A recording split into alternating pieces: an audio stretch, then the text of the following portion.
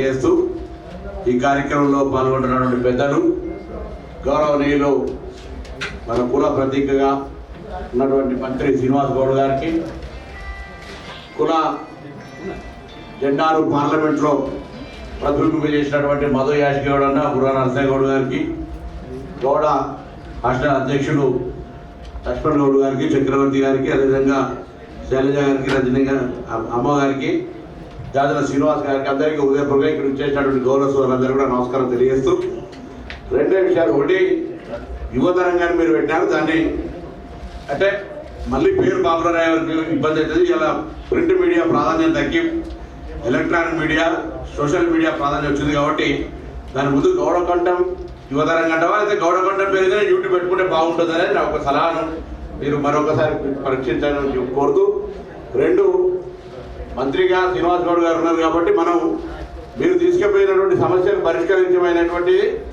మీ పత్రికలో ప్రచురించి మిగతా వారు ఎవరైనా సమస్యలు ఉంటే కూడా ప్రభుత్వం దృష్టికి సానుకూలంగా తీసుకొచ్చే విధంగా గౌడ కులస్తులకు ప్రభుత్వానికి మధ్యలో వారధిగా గౌడకంఠం నిలవాలనేటువంటి కూడా సందర్భంగా నేను ఆకర్షిస్తాను. అటువంటి ప్రభుత్వంలో కొన్ని సమస్యలు పరిష్కారం కానప్పుడు పత్రికల్లో వస్తే ఆ సమస్య పరిష్కారం అవుతుంది అనేటువంటి ధోరణి ప్రభుత్వంలో ఉంటుంది కాబట్టి అటువంటి దానికి ఎవరు కూడా నెగిటివ్ తీసుకోకుండా దాన్ని సానుకూలంగా కుల సమస్యగా పరిష్కరించేటువంటి అర్థం చేయాలని చెప్పుకుంటూ మనం ఒక రోజు ఒక కార్యక్రమంలో పాల్పంచుకున్నాం.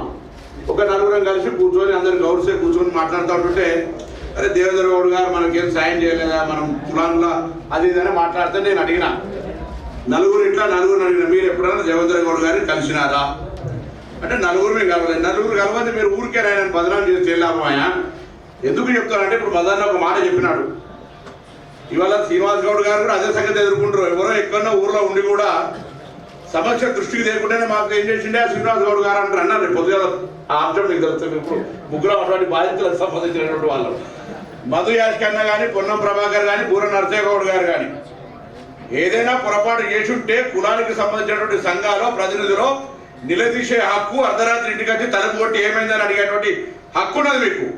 ఇలా వేటోళ్ళకి వెళితే వాళ్ళ దగ్గరికి పోయేటువంటి అవకాశం కూడా లేకుండా మన వాళ్ళే మధు యాష్కి ఏం చేసిండే, బుర్రా నరసింహ ఏం చేసిండే, పొన్నం ప్రభాకర్ ఏం చేసిండని ప్రశ్నిస్తూ ఉన్నాడు. వేరేటోడు ఏం మీకు ఏం చేసిండు, మేము ఏం చేయాలి చెప్పండి. అంటే ఎందుకు చెప్తున్నా అంటే ఇలా ఒకనాడు గౌతు లచ్చన్న కావచ్చు, ధర్మభిక్షం కావచ్చు, దేవేంద్ర గౌడ్ గారు కావచ్చు, బాలగౌడ్ గారు కావచ్చు, మాకంటే ముందు మధు యాష్ గౌడ్ గారు కావచ్చు, నేను కావచ్చు, లేకపోతే బుర్రా నరసింహ గారు కావచ్చు, లేదా ఇలా శ్రీనివాస్ గౌడ్ గారు కావచ్చు, మొన్న స్వామి గౌడ్ గారు కావచ్చు, పద్మారావు గారు కావచ్చు, అంతకుముందు ఇక్కడ ఉన్నటువంటి ఇవాళ ప్రాతినిధ్యం తక్కువైంది. రాజకీయాల్లో ఉన్నటువంటి పరిస్థితుల్లో దయచేసి ఒక సమీకరణ జరగకపోతే రాజకీయ సమీకరణ మన కుల వృత్తికి సంబంధించిన ప్రమాదంతో పాటు పార్టీలకు సంబంధించిన వ్యవహారాన్ని మాట్లాడుతలే.